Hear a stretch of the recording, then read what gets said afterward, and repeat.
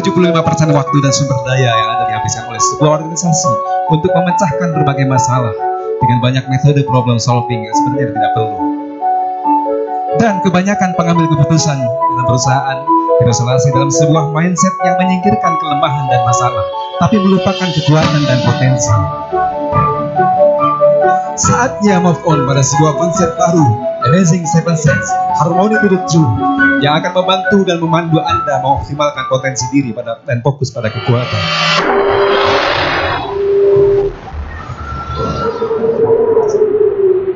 Dan sebentar lagi akan hadir ke hadapan Anda motivator, Seven Sense Optimizer kita, Bapak Prihapen Siregar. Beliau adalah pendiri dan bank training Hati Benih Consultants. Dan beliau juga Associate Training pada Academy Trainer. Dan beliau juga Certified Design Promoter Speaking Fingerprint. Dan beliau juga Certified Basic Practitioner International NLP. Dan juga anggota Academy Trainer Mentoring Program di Tempa. Dan juga sebagai pembicara pada Festival Mulia 2013. Dan beliau adalah trainer dan konsultan di Hati Bening Training and Consultants. Dan beliau adalah Seven Sense Optimizer. Dan beliau juga hari ini menulis buku The Amazing Seven Sense. Mari kita sambut Bapak Prihapen Siregar.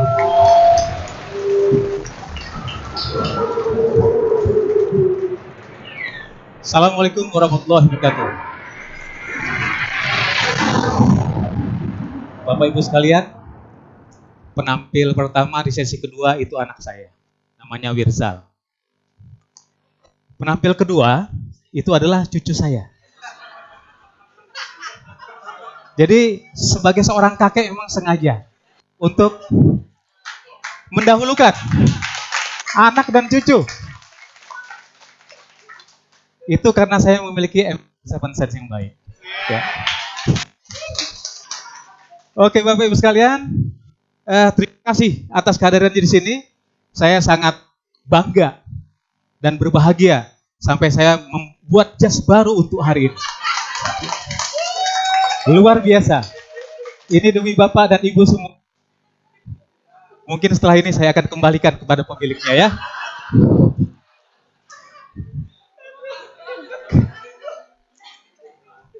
Oke, izinkan saya hari ini berdoa untuk Bapak Ibu semua. Ya Allah, berikanlah keberkahan kepada saudara-saudaraku di sini, keberkahan hidup, umur yang panjang, limpahan rezeki, keluarga yang harmonis, dan kebermanfaatan hidup untuk diri dan keluarganya serta bangsa dan negaranya. Jadikan sahabat-sahabatku semua menjadi orang-orang yang menjadi pendorong kemajuan bangsa ini. Ya Allah, hanya Engkau yang dapat mengabulkannya. Kabulkanlah permohonanku. Amin ya rabbal alamin. Terima kasih Bapak Ibu sekalian, dan saya pamit. Oh belum ya? Belum. Baik.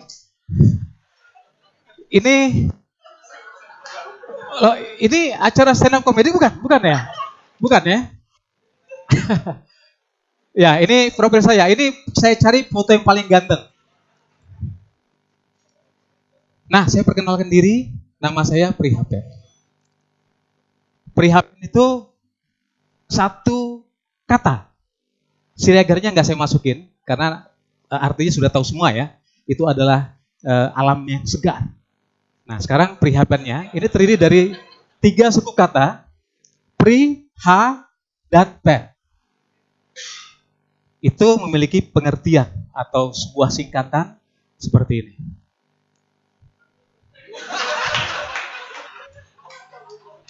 Kok astagfirullah?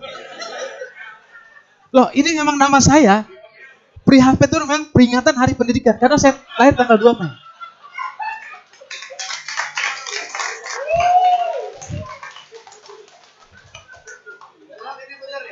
Ini betulan. Saya tidak pernah berbohong. Tidak seperti Bapak dan Ibu semua. Baik. Oke. Akhirnya saya bisa tertawa juga. Dan saya bisa juga membuat Anda tertawa. Lumayan. Nah, saya bisa berdiri di sini tidak lain karena guru-guru hebat saya. Mohon Mas Jamil Azaini, luar biasa sekali. Ini adalah guru saya, guru kehidupan. Kemudian tak lupa mentor profesional saya, Mas Indra Wan Nugroho. Mana orangnya? Lagi di belakang. Kemudian ada juga Mas Farid Poniman. Ini juga guru saya. Oh, Mas Ari juga itu guru saya ya. Kemudian ada Ari Ginanjar. Itu juga guru saya. Dan tidak lupa ada Agus Putranto, guru dan sekaligus sahabat saya. Nanti saya akan berkomunikasi dengan dia di sini. Dan kemudian yang di tengah adalah ini calon guru-guru mereka nanti setelah mereka pensiun. Ya. Bapak Ibu, sekarang kita serius. Saya mau serius. Dulu, ketika saya belum mengerti, saya menganggap bahwasanya otak adalah yang paling dominan dan yang paling vital di dalam tubuh. Tetapi setelah saya melihat gambar ini, saya berubah. Kenapa? Ternyata Alan Hinn mengalami kecelakaan, jatuh dari gedung 7 meter, dan pecah kepalanya, dan harus dibedel. Bahasa dibedel itu bahasa Jawa ya. Saya orang Jawa. Dibedel. Dan kemudian otaknya juga separuh diambil. Betul. Dia kehilangan sebagian fungsi tubuhnya. Matanya buta sebelah. Tetapi dia tidak pernah kehilangan kecerdasannya. Dan ternyata dia tidak sendiri. Coba kita lihat. Ada banyak orang yang seperti ini.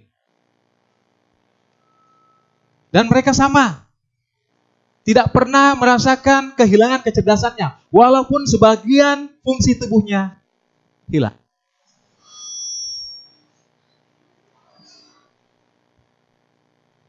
Kalau sudah puas melihat, saya mau pindah. Sudah? Sudah.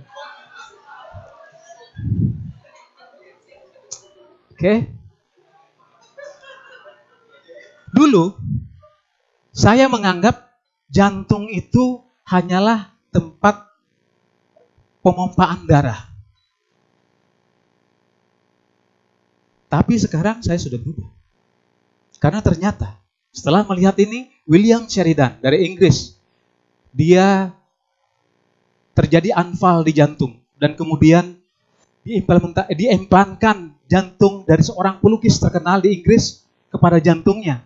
Dan tidak lama kemudian, William Sheridan menjadi pelukis. Dan dia juga tidak sendiri.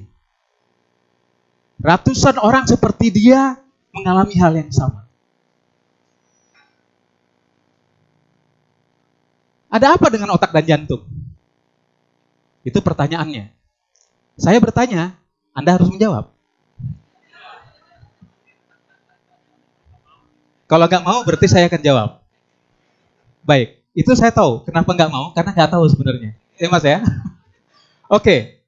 Amazing Seven Sense, Harmony to the Truth. Kita akan bicara seputar itu. Di sini saya akan gambarkan sebuah konsep yang belum pernah ada di dunia manapun. Dan ini saya temukan betul-betul setelah saya bersemedi selama 1 bulan penuh dalam mimpi.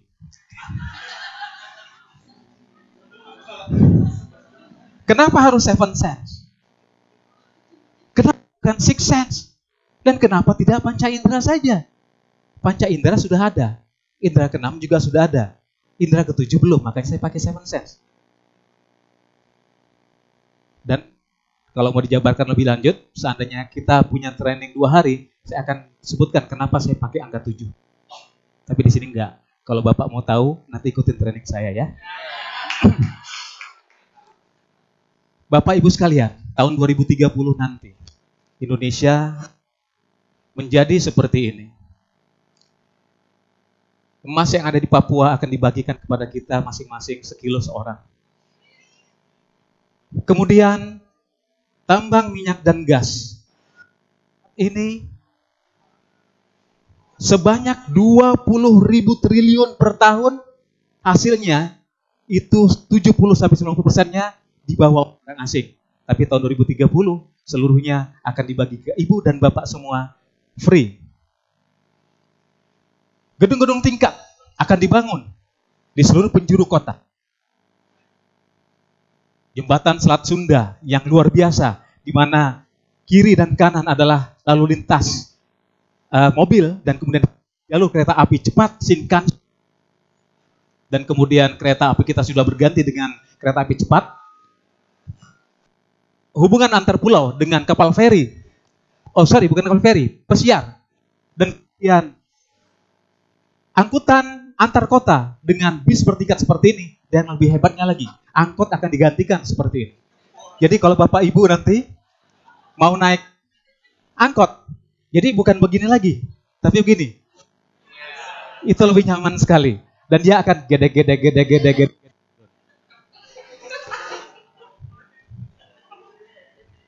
Mau seperti itu, Bu? Mau?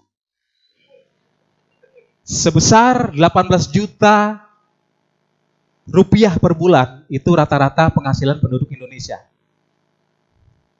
Kalau sudah ada sekarang yang bergaji seperti itu, berarti dia sudah bergaji untuk tahun 2030.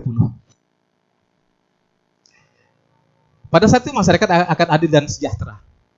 Tidak hanya slogan seperti di Undang-Undang Dasar. Hanya sayangnya, ternyata menurut teman saya, negara kita ini seperti ini. Makmur, tapi berada di tepi jurang. Seperti yang ternyata isi di dalamnya itu bukan orang Indonesia, tapi ternyata orang asing. Ternyata kita sudah tidak bisa lagi menikmati alam. Saya tinggal di Banten. Ketika saya harus menikmati alam di pesisir pantai Banten sana, itu saya mesti bayar, Pak. Nggak ada yang gratis lagi. Karena sudah dikuasai oleh orang asing. Bahkan, untuk membeli sebutir pisang saja, kita sudah kewalahan. Lebih parahnya lagi, anak-anak cucu kita, Sisi dan anaknya nanti, itu akan kembali ke tahun 60 seperti zaman bapaknya saya dulu. Menggunakan lampu teplok. Setiap belajar, habis belajar, hidungnya hitam. Apakah kita mau seperti itu, Bu? Pak? Tentu tidak, bukan ya? Siapa yang mau? Tidak ya? Kita seperti telur di ujung garpu, bukan di ujung tanduk. Karena saya cuma dapatnya telur di ujung garpu seperti ini.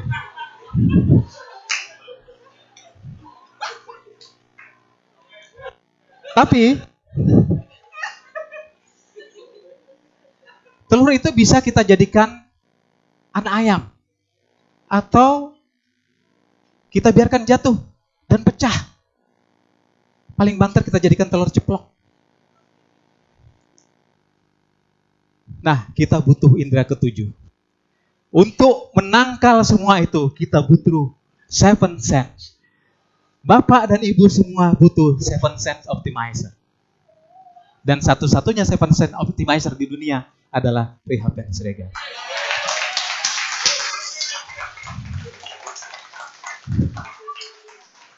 Amazing 7 harmony to the truth. Bapak Ibu sekalian, kalau Bapak Ibu lihat di sini, ada yang bisa nebak di gambar apa? Gambar mata. Kalau gini, mata juga.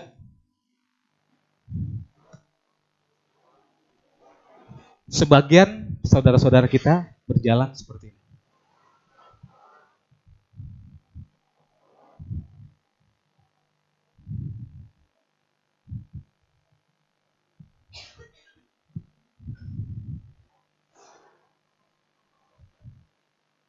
Mereka tidak memiliki panca indera. Sebagian saudara-saudara kita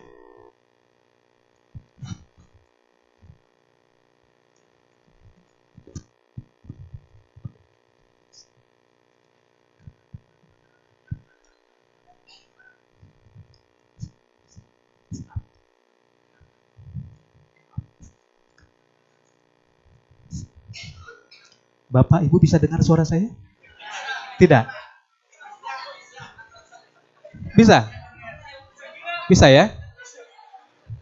Kalau bisa itu luar biasa. Seperti itulah yang dialami oleh sebagian saudara-saudara kita yang tidak memiliki indera pendengaran.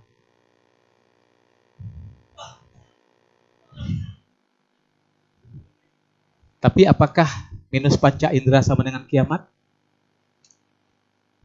Tidak. Karena ini keluarga saya, great family. Ini fotonya foto jadul banget. Kayaknya udah kena air-air gitu ya. Ini beneran. Ini adalah ayah saya, sudah almarhum. Ibu saya sudah almarhum. Tante saya almarhum. Om saya almarhum. Ini tante saya almarhum. Dan ini nenek saya. Kenapa saya lingkarin nenek? Karena nenek saya ini tunanetra. Saya akan bercerita sedikit tentang nenek saya.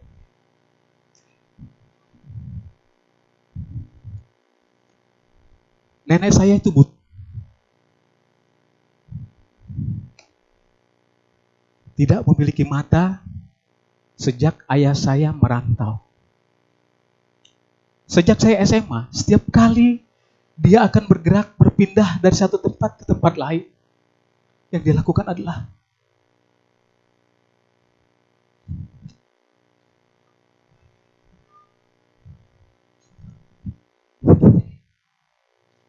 terkadang kepalanya kena daun pintu. Itu tiap hari dia lakukan. Saya mungkin menjadi cucu yang bandel karena jarang juga menuntunnya. Tapi nenek saya itu mandiri, sangat mandiri. Ada 2 pesannya yang saya tidak akan pernah lupa sampai sekarang. Dan mungkin itu juga yang membuat saya mampu menyelesaikan buku ini. Nenek saya berkata demikian, Prihapen,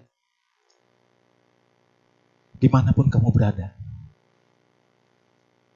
jangan lupa 2 hal. Yang pertama, tetaplah menjadi orang yang bermanfaat, sekecil apapun itu. Yang kedua, ingat, kalaupun engkau sukses, kesuksesan itu bukan karena engkau, tapi karena Allah menghendaki engkau sukses. Dan itu yang membuat saya hari demi hari mencoba untuk meraih kesuksesan yang saya raih. Ketika saya SMA, saya berharap dapat mengoperasi mata nenek saya. Dilalahnya. Tanggal 1 Mei tahun 89. Di hari pertama saya bekerja di PT Kultronic Mill Indonesia di Cilegon. Hari yang sama nenek saya meninggal. Dan itu membuat saya down. Dan saya hampir runtuh. Hidup saya seperti berakhir. Saya seperti tidak berguna. Saya seperti habis. Saya seperti kiamat.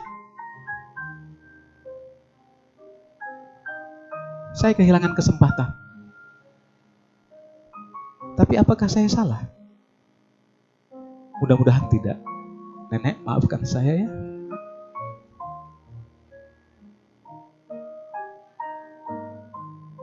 Saya nangis ya? Enggak ya?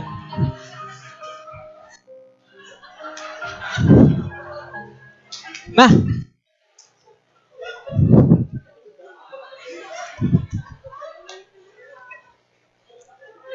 demikian juga yang dialami oleh sahabat-sahabat kita ini. Mungkin ada yang mengenal Agus Putranto, ya. Dia adalah sahabat saya, mungkin sahabat kita semua. Seorang tunanetra yang punya prestasi segudang.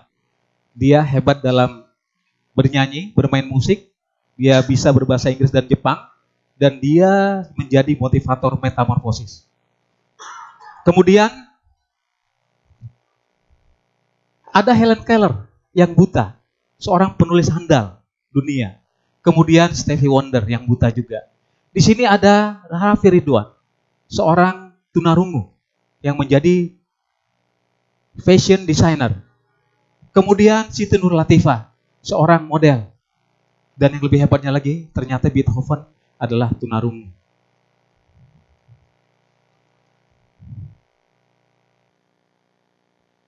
Apakah minus panca indera menghalangi orang untuk berprestasi? Tidak. Izinkan saya 1 menit untuk menelepon sahabat saya, boleh? Boleh ya?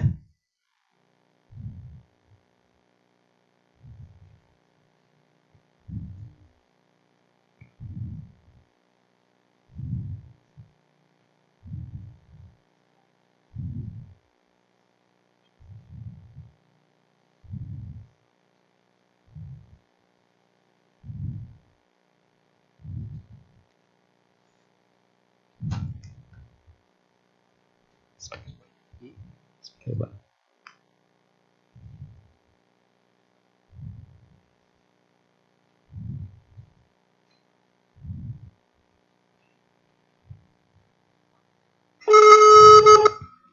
Ini beneran ya, ini bukan bohongan ya.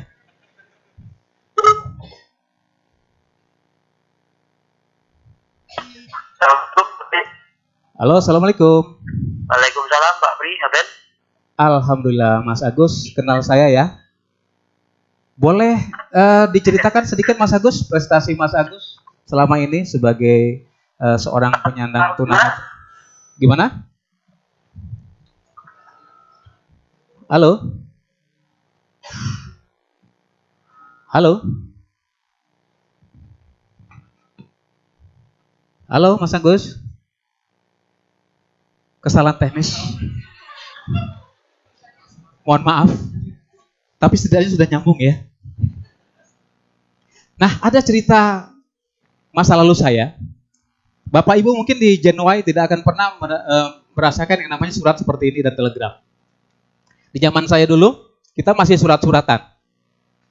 Saya sama istri juga masih surat-suratan. Yang hebatnya, surat yang dikirim, hari ini dikirim, itu nyampenya baru seminggu kemudian. Saya menulis, wahai kekasihku, aku sangat mencintaimu, aku sangat bahagia bila berhadapan denganmu. Aku tidak sabar untuk bersamamu. Dan kemudian, saya kirim, seminggu kemudian baru nyampe. Dibaca sama kekasih saya. Kemudian, dibalas. Balasnya seperti ini. Wah, aku sangat senang mendengarnya. Aku berharap kamu akan terus seperti itu. Dan aku mendoakan semoga engkau tidak akan pernah lepas dari kondisi seperti itu. Kemudian, seminggu kemudian, nyampe ke saya. Sayangnya, setelah 2 minggu itu ternyata baru kehilangan motor. Dan kemudian, saya baru berantem sama orang. Itu lagi kesal-kesalnya. Ketika saya baca surat dari kekasih saya.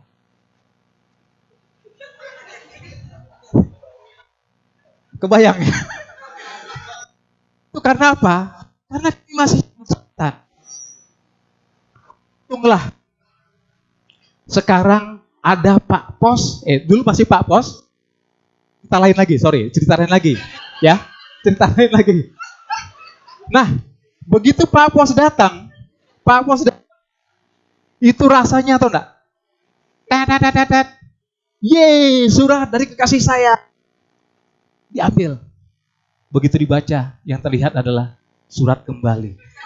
Alamat tidak ditemukan. Kebayang Pak ya? Sudah 2 minggu ditunggu dan kemudian hasilnya seperti ini. Itu tetap dibuka. Siapa tahu ternyata ini bohong. Dibaca ternyata, oh ini tulisan saya masih. Untung sekarang ada internet.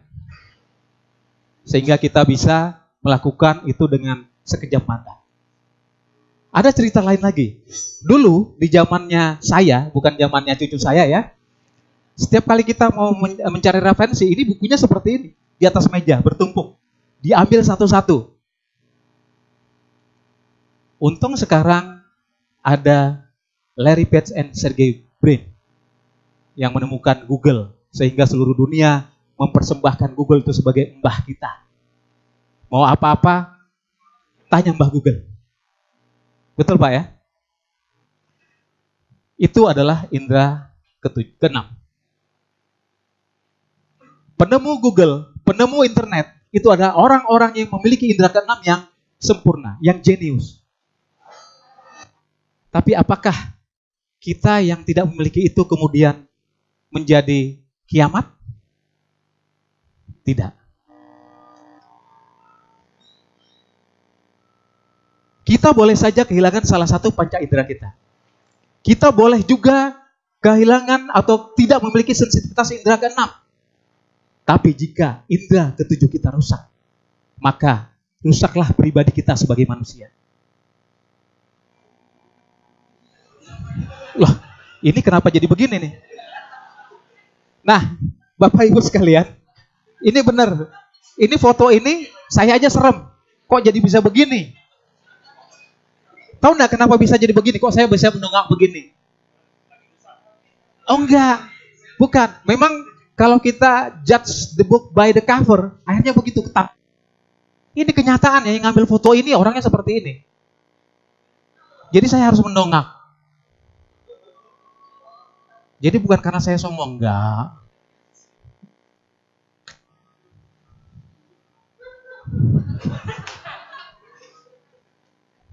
Oke.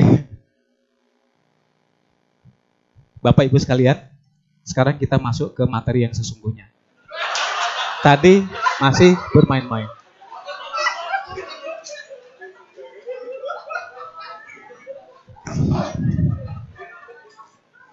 Ketika Bapak Ibu tertawa, ketika Bapak Ibu tadi terlihat sedih mendengar cerita saya, terasanya di mana? Di sini. Ini apa ini? Hati. Terasa di hati ya? Apa itu hati?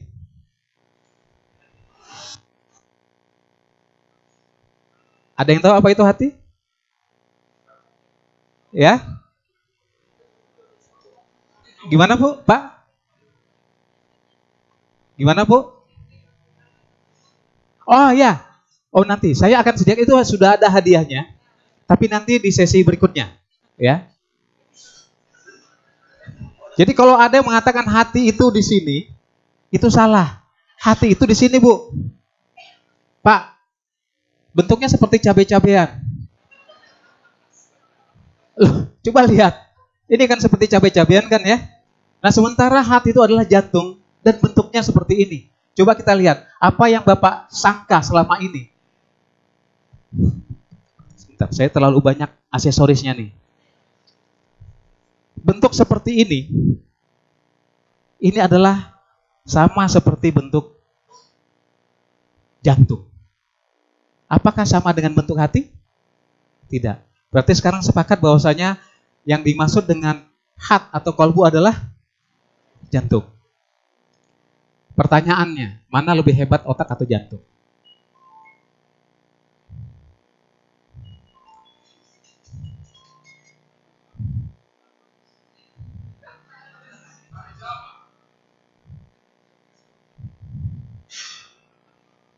Ada yang tahu Bu? Pak? Jantung? Oke. Jantung tidak hanya sebagai alat pompa darah.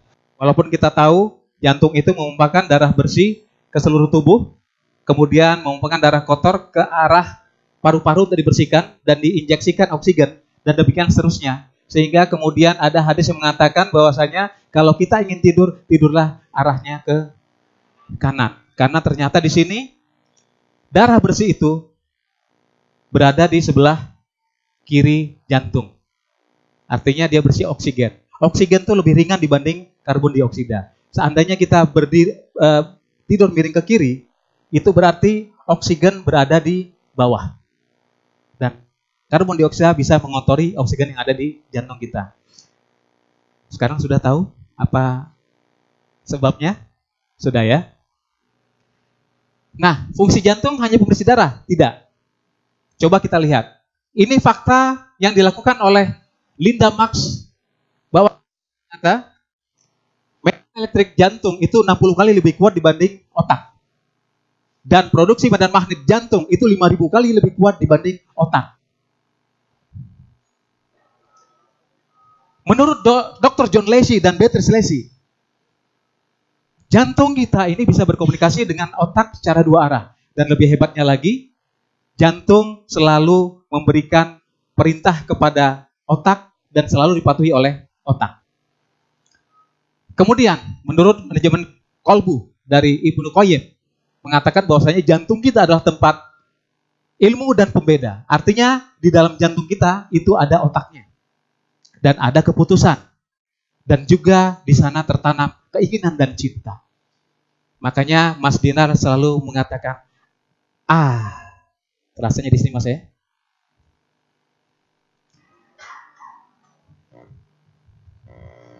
Menurut Harvard Institute, informasi intuitif juga selalu menuju jantung lebih dulu, baru dikirimkan kepada otak. Selanjutnya, menurut Dr. John Andrew, tahun 91 dia mengeluarkan hasil penelitian bahwasanya jantung independen atas otak dan jantung mempunyai kemampuan untuk belajar. Artinya jantung mandiri dan mempunyai otak. Jantung juga untuk merasa, jantung juga untuk mengindera, berarti jantung ada alat inderanya. Kemudian jantung juga punya memori karena dia bisa mengingat. Dalam majalah Ad-Dakwah, Dr. Khairul Baqi mengatakan bahwasanya di setiap jantung manusia, siapapun dia, itu tertulis kalimat Allah. Dan kalau Bapak, Ibu nggak percaya, kita boleh bedah sekarang. Kita bisa lihat. Maka apakah mereka tidak berjalan di muka bumi ini, lalu mempunyai kalbu yang dengan itu mereka dapat memahami, atau memiliki telinga yang dengan itu dapat mereka mendengar? Karena sesungguhnya bukanlah mata itu yang buta, tapi yang buta adalah kalbu yang ada di dalam dada. Coba kita lihat kata-kata memahami di sini. Memahami artinya yang selama ini kita asosiasikan sebagai otak. Kalau Allah saja mengatakan bahwasanya kalbu memahami, berarti kalbu memiliki otak. Kalau Allah saja mengatakan bahwasanya ternyata kalbu itu yang buta, berarti kalbu itu harusnya melihat. Kalbu itu sebagai alat indera. Dari kesimpulan banyak hal, ternyata jantung kita sebagai alat indera. Tempatnya iman, tempatnya berpikir, berkomunikasi, tempatnya cinta, tempatnya keputusan, indikator, hasrat, perasaan, logika, ilmu, memori, intuisi, dan semuanya. Dan itulah sebabnya kenapa saya katakan jantung adalah amazing seven sense. Dan apabila jantung kita berisi kalimat seperti ini, maka saya bisa pastikan kita akan berjalan lurus kepada kebenaran, selaras pada kebenaran. Harmoni to the truth. Bapak Ibu pingin jantungnya seperti ini? Pengen ya? Yuk ikutin latihan saya nanti. Indra ketujuh yang sangat menakjubkan. Bahwa sesungguhnya di dalam jasad ini ada segumpal daging. Yang apabila segumpal daging itu baik, baiklah seluruh tubuh. Dan apabila segumpal daging itu buruk, buruklah seluruh tubuh. Dan segumpal daging itu adalah kalbu. Ala inna fil jasadil mudghah. Iza salahat salatal jasadu kullu wa iza fasadal jasadu kullu. Ala wahyal qalbu. Biasanya kalau dengar ayat gini, yang berontak itu setan. Alhamdulillah enggak ada yang berontak di sini. Berarti bukan setan isinya. Baik sekali. Terima kasih Bapak Ibu sekalian. Nah, Bapak Ibu pingin memiliki kalbu yang kuat? Pengen memiliki kalbu yang baik? Sekarang kita coba, ada simulasi yang akan kami berikan ya. Nanti kita akan bagi kepada sebagian orang. Jadi kita akan gerakkan ini dengan kekuatan kalbu. Kalau saya akan perintahkan bergerak, maka dia akan bergerak. Kalau saya perintahkan berhenti, dia akan berhenti. Saya perintahkan bergerak lagi, dia akan bergerak.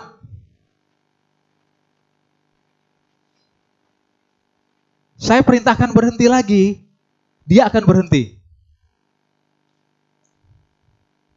Amazing. Saya barusan. Sudah coba, Mas? Coba fokus dengan kekuatan kolbunya dan perintahkan bandul itu untuk bergerak.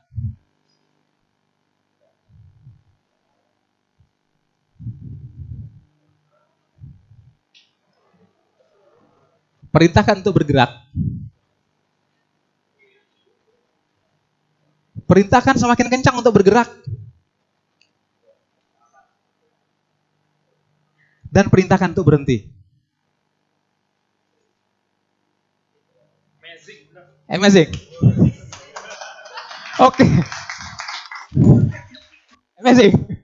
Oke, karena sudah amazing kita lanjut ya. Karena kalau enggak kita akan teruskan sampai selesai. Baik Bapak Ibu sekalian. Amazing seven sense, harmony to the truth. Selaras pada kebenaran. Apa itu selaras? Selaras seperti rel kereta api ini.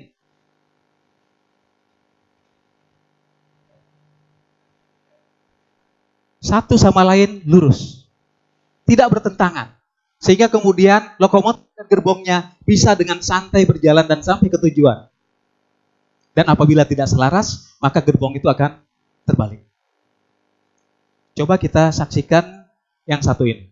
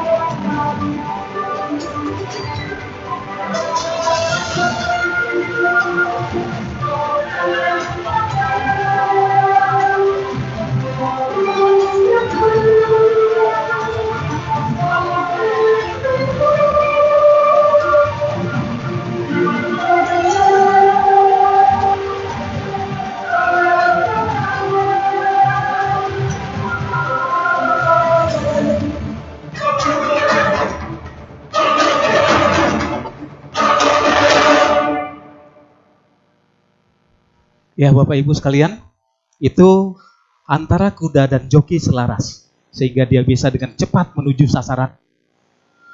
Kalau rel kereta, benda mati, dengan lokomotif bisa selaras, gerbongnya bisa sampai tujuan. Kalau kuda, binatang dengan joki manusia bisa selaras, bisa menghasilkan satu sasaran yang cepat dituju.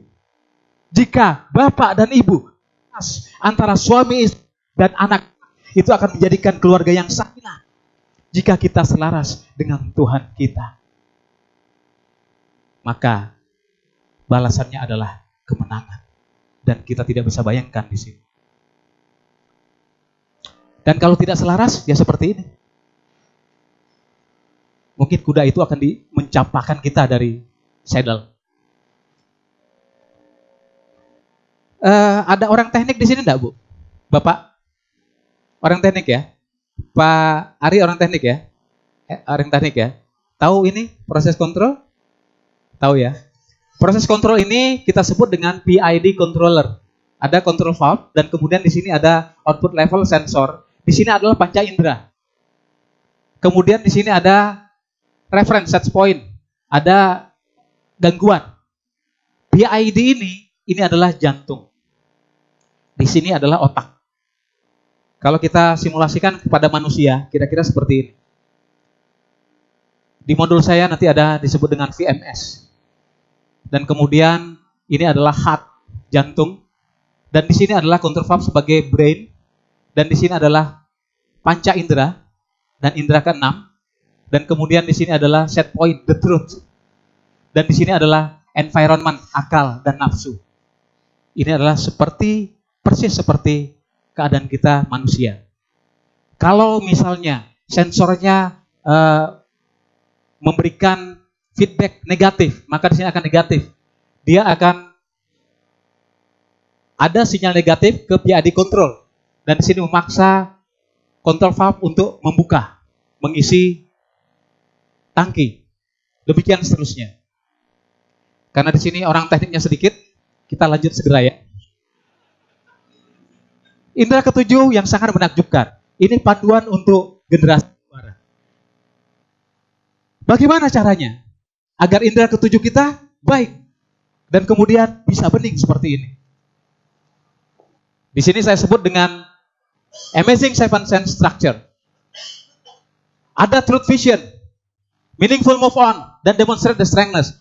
Pembicara sebelumnya mengatakan bahwasanya di dalam diri kita ada yang dinamakan dengan genetic power.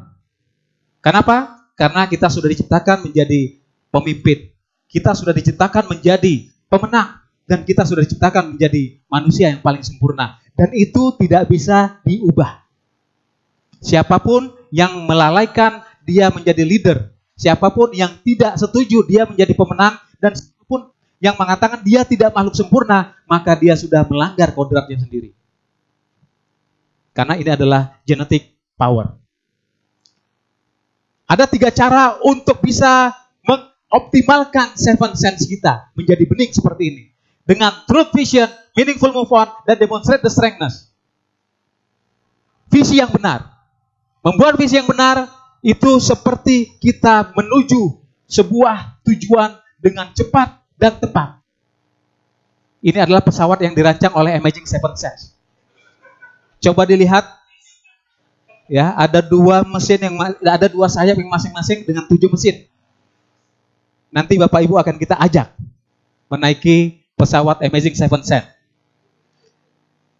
Dengan visi, itu akan membuat kita memiliki jejak, akan menjadi apa saya, dan akan seperti apa saya akan dikenang. Tanpa visi, kita tidak akan menjadi siapa-siapa. Coba lihat orang ini. Siapa yang tidak kenal orang ini? Orang ini telah meninggalkan jejak dengan visinya. Komputer for the rest of us. Komputer adalah sandaran hidup kita. Dan itu akhirnya menjadi kenyataan. Dan saya juga punya visi. Saya adalah Seven Sense Optimizer yang menginspirasi lebih dari 5 orang untuk membantu, memandu, dan memberi metode terbaik dalam optimalisasi indera ketujuh dan potensi diri mereka agar menjalani kehidupan yang selaras dengan kebenaran sejati pada tahun 2025. Mudah-mudahan tahun itu saya belum mati nanti.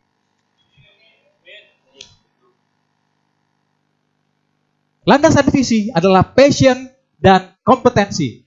Sahabat-sahabat cucu saya mengatakan passion, bukan fashion ya. Ini bahasa Indonesia, bahasa Inggris, bukan bahasa Sunda. Passion, satu kecintaan. Kalau mau belajar passion dengan guru saya, itu adalah terbaik. Di buku saya ada juga cara passion dengan cara saya. Kolaborasi antara guru dan murid ada di buku saya. Yang kedua adalah meaningful move on. Perubahan atau pergerakan bermakna. Dengan memenuhi kebutuhan, meninggikan tingkat penerimaan, dan kemudian terus berubah. Saya kasih contoh ilustrasi seperti ini. Bapak tahu apa ini? Ibu? Burung apa? Pipit ya. Kalau burung emprit itu di Jawa, kalau burung pipit di Indonesia. Burung pipit, coba dilihat. Burung pipit ini makanannya padi.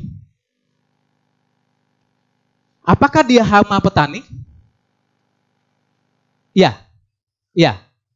Bukan. Kenapa Pak bukan? Yang rusak. Wah, ini pasti Pak siapa namanya? Pak Adnan nih kelihatan sudah baca buku saya nih. Buku saya ada ini soalnya.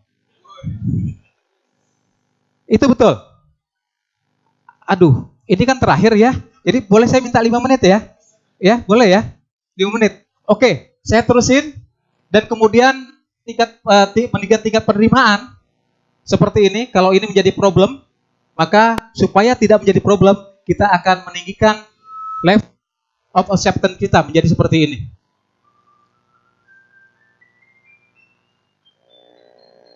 Ini kita lewati. Nah, kita sekarang boleh nggak saya minta 5 menit untuk demo? Boleh ya? Oke, ini ada hadiahnya. Ada hadiahnya. Yang ketiga karena adalah mendemonstrasikan kekuatan. Ini baru pertama di dunia ditemukan. Ya, demo seperti ini. Saya akan kasih hadiah. Kalau minyak ini sudah berisi minyak dan air. Kenapa minyak di atas? Kenapa minyak di bawah? Karena minyak lebih rendah BJ-nya dibanding air. BJ minyak 0,9 sekian, BJ air 1. Bagaimana kalau misalnya minyak ini adalah kelemahan dan air adalah kekuatan, bagaimana cara kita untuk mengurangi kelemahan? Ada yang tahu? Kalau ada yang tahu, saya kasih hadiah sebuah buku fenomenal yang berjudul Amazing Seven Sense. Sudah siap di sini. Ada yang tahu gimana caranya? Silakan, Bu. Waduh. Saya sediain sedotan di sini.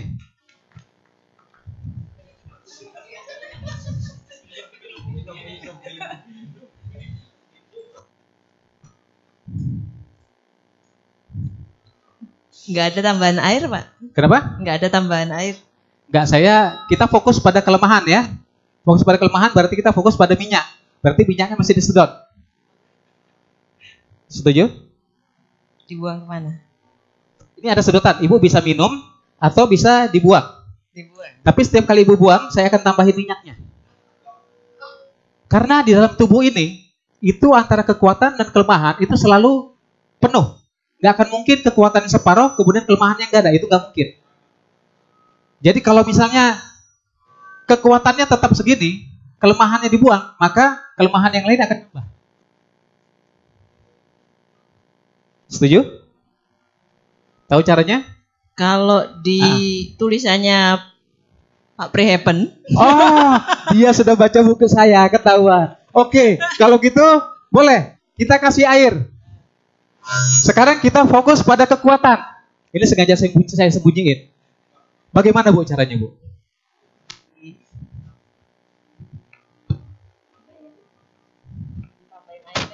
Di mana? Sini, saya bantu ya. Dibuka sini ya. Terus masukin sini. Terus coba diangkat.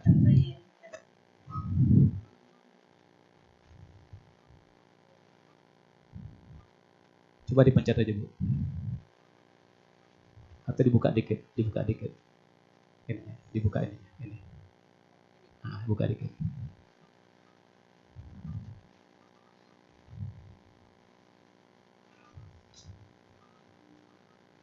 Terus dikit lagi.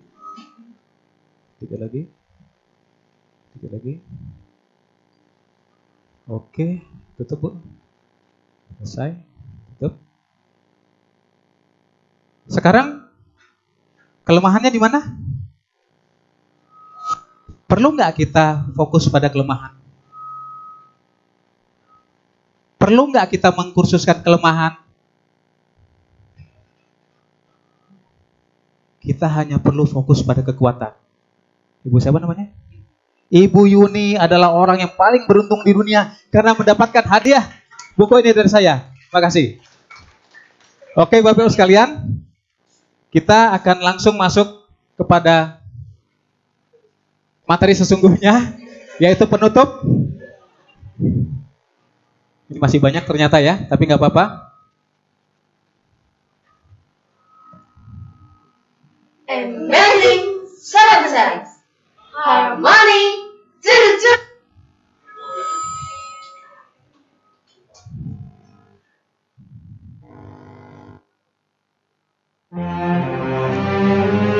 Siapapun Bapak Ibu sekalian, siapapun kita, milikilah visi yang benar. Lakukanlah meaningful move on. perubahan yang bermakna. Dan demonstrasikan selalu kekuatan kita. Kita akan terbang seperti burung ini. Jangan pernah kita fokus pada kelemahan, karena kelemahan itu akan menjatuhkan kita. Kita harus membangun Indonesia ini. Kita harus membangun diri sendiri, keluarga, dan agama kita dengan kekuatan, bukan dengan kelemahan. Kita harus terbang tinggi.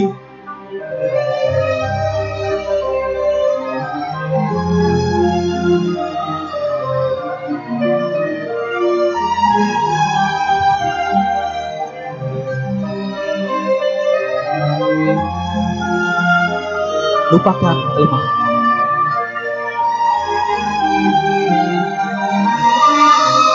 Baik, assalamualaikum warahmatullahi wabarakatuh.